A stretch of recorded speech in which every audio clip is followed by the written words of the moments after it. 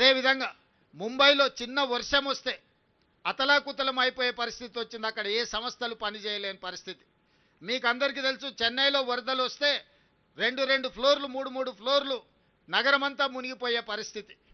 అదేవిధంగా ఢిల్లీ కాలుష్యంతో పార్లమెంటే కాదు, ప్రభుత్వ పాఠశాలలే కాదు, ప్రభుత్వ కార్యాలయాన్ని కూడా సెలవులు పెట్టే పరిస్థితి. ఈ దేశాన్ని పరిపాలించే ప్రధానమంత్రి, హోంమంత్రి, అన్ని శాఖలు ప్రపంచ దేశాల పట్ల నిర్ణయాలు తీసుకునే ఢిల్లీ నగరం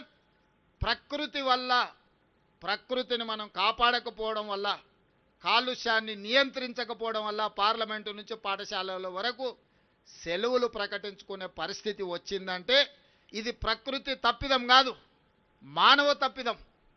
మనం చేయాల్సిన ఆలోచనలు, తీసుకోవాల్సిన నిర్ణయాలు సరైన సమయంలో తీసుకోకపోవడం వల్ల ఈరోజు ఢిల్లీ నగరం కావచ్చు, ముంబై కావచ్చు, బెంగళూరు కావచ్చు, చెన్నై కావచ్చు, కల్కట్టా కావచ్చు, ఈ మెట్రోపాలిటన్ సిటీస్ అన్ని కూడా ఈరోజు నివసించడానికి యోగ్యంగానే నగరాలుగా మారుతున్నాయి. ఇది మన కళ్ళ ముందు కట్టినట్టుగా మన కళ్ళ ముందే కనిపిస్తుంది.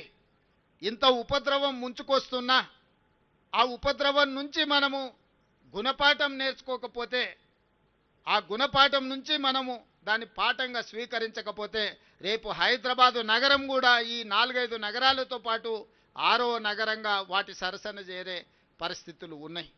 అందుకే రాష్ట్ర ప్రభుత్వం ఆలోచన చేసి ఎవరు ఏమనుకున్నా సరే, ఎవరు ఎలాంటి విమర్శలు చేసినా సరే నియంత్రించదలుచుకున్నాం, నిలువరించదలుచుకున్నాం, అవసరమైతే నిర్మూలించదలుచుకున్నాం ఆక్రమణదారులను. అందుకే ఈరోజు హైడ్రాన్ ఏర్పాటు చేసినాం. హైడ్రా అంటే కేవలం ఏదో పేదోళ్ళ ఇండ్లు కూలగొట్టడానికి పెట్టినట్టుగా కొంతమంది చిత్రీకరిస్తున్నారు. నాకు ఆశ్చర్యం కలుగుతుంది. వాళ్ళ ఆలోచనలు, వాళ్ళ విధానం, వాళ్ళు ఏం చేయదలుచుకున్నారు. ప్రకృతి విధ్వంసం జరిగినా పర్వాలేదు, హైదరాబాదు నగరం కుప్పగూలినా పర్వాలేదు, ఈ నగరం కాలుష్య నగరంగా మారి ఇక్కడ ఉండే ప్రజలు వలసపోయి పారిపోయినా పర్వాలేదనే ఒక కుట్ర, కసి, కడుపు మంట వాళ్ళ మాటల్లో కనిపిస్తుంది.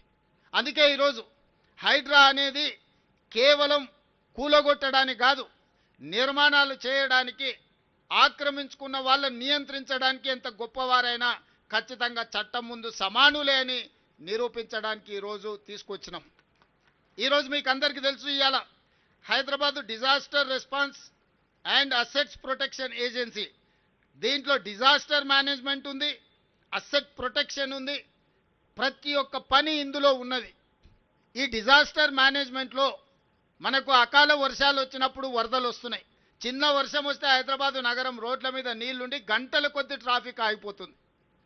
సామాన్య ప్రజలు ఎంతో ఇబ్బందికి గురవుతున్నారు. ఈ మధ్యకాలంలో వరదలు వచ్చినప్పుడు ఇళ్లలకు నీళ్ళు వచ్చి 2 ఫ్లోర్లు నీళ్ళు వచ్చి జీవితకాలం కష్టపడి సంపాదించుకున్న తిను బండారాల నుంచి ఉప్పు, పప్పు, బెల్లం, చింతపండు నుంచి మొదలు పెడితే వాళ్ళు కొనుక్కున్న టీవీలు, సైకిల్ మోటార్లు, లేకపోతే పిల్లల చదువులు, పిల్లల సర్టిఫికెట్లు, కట్టు బట్టలతో సహా నీళ్ళల్లో మునిగిపోయి పేదలకు అన్యాయం జరిగింది. ఆనాడు కుటుంబానికి 10,000 ఇస్తామని అన్నారు. 10 లక్షల ఆస్తి నీళ్ళల్లో మునిగిపోయి కన్నీరు మున్నీరు అవుతున్న కుటుంబాలకు 10,000 రూపాయలు ఏ మూలకు సరిపోతాయి ఆలోచన చేయండి. ఇంతకుముందే మన వాళ్ళు చూపించారు. చివరికి ఆనాడు నిజాం కట్టిన ఉస్మానియా హాస్పిటల్, లక్షలాది మంది పేదలకు వైద్యాన్ని అందించే ఉస్మానియా హాస్పిటల్ చిన్న వర్షం వస్తే వరదల ఉస్మానియా హాస్పిటల్ మునిగిపోయింది. కాలనీలే నీళ్ళల్లో మునిగిపోతున్నాయి. మరి వీటన్నిటి నుంచి ప్రజల్ని కాపాడాల్సిన బాధ్యత ఈ ప్రభుత్వానికి లేదా? ఈరోజు రోడ్ల మీద చిన్న గాలి వస్తే ఆ గాలికి చెట్లన్నీ ఇరిగి రోడ్ల మీద పడుతున్నాయి, కరెంటు స్తంభాలన్నీ ఇరిగిపోయి పడుతున్నాయి, కరెంటు పునరుద్ధరించలేని పరిస్థితి, కాలనీలకు రోజుల కొద్దీ కరెంటు ఇవ్వలేని పరిస్థితి. ఇదే కాదు, బలవంతులు గేటెడ్ కమ్యూనిటీ అనో లేకపోతే రాజకీయంగా పెద్దలం అనుకున్నోళ్ళు చిన్న చిన్న బస్తీల రోడ్లకు గోడలు అడ్డం కట్టి పేదవాళ్ళు మా కాలనీల వైపే రావద్దు, చూడొద్దు అన్నట్టుగా వాళ్ళు అధికారాన్ని అడ్డం పెట్టుకొని ఈరోజు పేదలకు ఇబ్బంది కలిగిస్తున్నారు. అందుకే వీటన్నిటిని పరిష్కరించడానికి ఈరోజు హైడ్రా కూలగొట్టడానికే ఉంది అని అపోహలు ఏవైతే కల్పిస్తున్నారో, హైడ్రా అనేది ఈరోజు వర్షాలు వస్తే నిమిషాల మీద రోడ్ల మీద కూలిన చెట్లను అడ్డు తొలగిస్తున్నారు. నిమిషాల మీద మీకు కట్టైన మీ కాలనీలకు రాని కరెంటును పునరుద్ధరించే పని చేస్తున్నారు.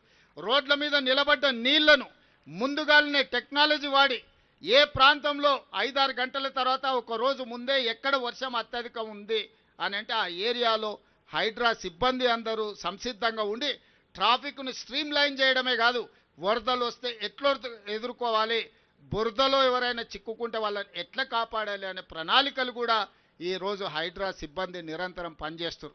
ఇవాళ వేలాది మంది హైడ్రాలో పనిచేస్తున్నారంటే ఇవాళ 1,20,00,000 మంది నగరంలో ఉన్నవాళ్ళు. Hyderabad outer ring road inside core urban reason ring road లోపల ఉన్న నగరం ఈరోజు 1,20,00,000 మంది ప్రజలు ఉన్నారు. 940 చెరువులు ఉంటే 491 చెరువులు కబ్జాలు గురైపోయినాయి. పెద్ద పెద్ద నాలాలు ఉంటే నాలాలన్నీ మూసుకుపోయినాయి. రోడ్ల మీద ఆక్రమణల గురించి నేను చెప్పాల్సిన పని లేదు. నేను ఈరోజు పౌరులను అడుగుతున్నా, ఈరోజు ట్రాఫిక్ జామ్లకు ఈరోజు రోడ్లను ఆక్రమించుకున్న వాళ్ళు కాదా? ఈరోజు మీరు రోడ్ల మీద గంటల కొద్దీ చిన్న వర్షం వచ్చినా ఆగుతున్నారు అంటే నాలాలను ఆక్రమించుకొని అక్రమ నిర్మాణాలు చేపట్టడం వల్ల మీరు ఇబ్బంది పడుతున్నారు కదా. ఇవాళ విలాసవంతమైన వాటర్ వ్యూ అని లేకపోతే లేక్ వ్యూ అని అపార్ట్మెంట్స్ కట్టుకున్న వాళ్ళు పోయి డైరెక్ట్గా చెరువులో కడుతురు. గండిపేట హిమాయత్ సాగర్ లాంటి చెరువులల్లా కట్టినోళ్ళు ఈరోజు వాళ్ళ ఫామ్ హౌస్ల డ్రైనేజీ తీసుకెళ్ళి తాగునీళ్ళలో కలుపుతున్నారు. ఇదంతా అధికార దుర్వినియోగం కదా? దీన్ని నియంత్రించాల్సిన బాధ్యత లేదా? ఎవరు అడగకుండా ఉంటే ఇంకా భవిష్యత్తులో ఉన్నాయన్నీ మూసుకపోతే ఇవాళ ఆ నీళ్లు ఎక్కడికి వెళ్ళాలి? నీళ్లు నిలవడానికి చెరువులు ఉన్నాయి, చెరువులకు నీళ్లు వెళ్ళడానికి నాలాలు ఉన్నాయి, ప్రజలు ప్రయాణించడానికి రోడ్లు ఉన్నాయి.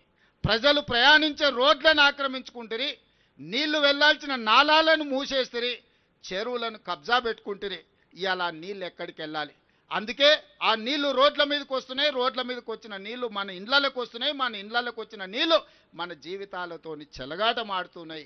అందుకే ఈరోజు హైడ్రా సంస్థని మనం ఏర్పాటు చేసి ప్రజల కోసం ఇవాళ మా హనుమంతరావు గారు బతుకమ్మ కుంట కోసం 25 ఏళ్ళు కొట్లాడి 25 ఏళ్లలో సాధించని బతుకమ్మ కుంటని ఇవాళ మనము గుంజుకొని ఇవాళ పునరుద్ధరిస్తున్నాం. రేపు బతుకమ్మ పండుగ బతుకమ్మ కుంటల్నే చెయ్యాలని అక్కడ నిర్మాణాలు చేస్తున్నాం. గొప్ప వ్యక్తులు, ప్రముఖ వ్యక్తులు మీకు తెలుసు హైటెక్ సిటీ ప్రాంతంలో ఆక్రమించుకుంటే ఆ చెరువుల ఆక్రమణలు తొలగించి ఇవాళ చెరువులను ఆహ్లాదకరంగా తీర్చిదిద్దే ప్రయత్నం చేస్తున్నాం. చెరువులను మేము కాపాడడం తప్ప, చెరువులలో నీళ్లు ఉంటేనే కదా ఈ నగరం యొక్క గ్రౌండ్ వాటర్ పెరిగేది. ఎవరైతే మూసీని ఆక్రమణల్ని ప్రోత్సహించిండ్రో, ఎవరైతే మూసీల అక్రమ నిర్మాణాలు చేపట్టినరో, ఎవరైతే చెరువులను ఆక్రమించుకున్నారో, ఎవరైతే నాలాలను ఆక్రమించుకున్నారో వాళ్ళకే హైడ్రా అంటే భయము, హైడ్రా అంటే కోపం. సామాన్య ప్రజలకు కోట్లాది మంది ఇతర ప్రాంతాల నుంచి ప్రతిరోజు 10 లక్షల మంది ఇతర ప్రాంతాల నుంచి హైదరాబాదు నగరానికి వచ్చి పనులు చూసుకొని వెనక్కి వెళ్తున్నారు.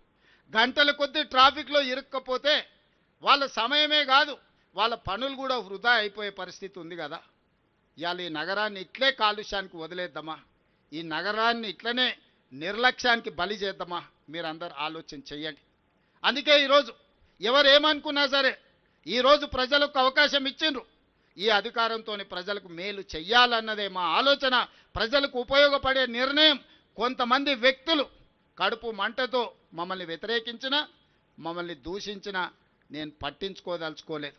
ఇవాళ మీరు చూడండి,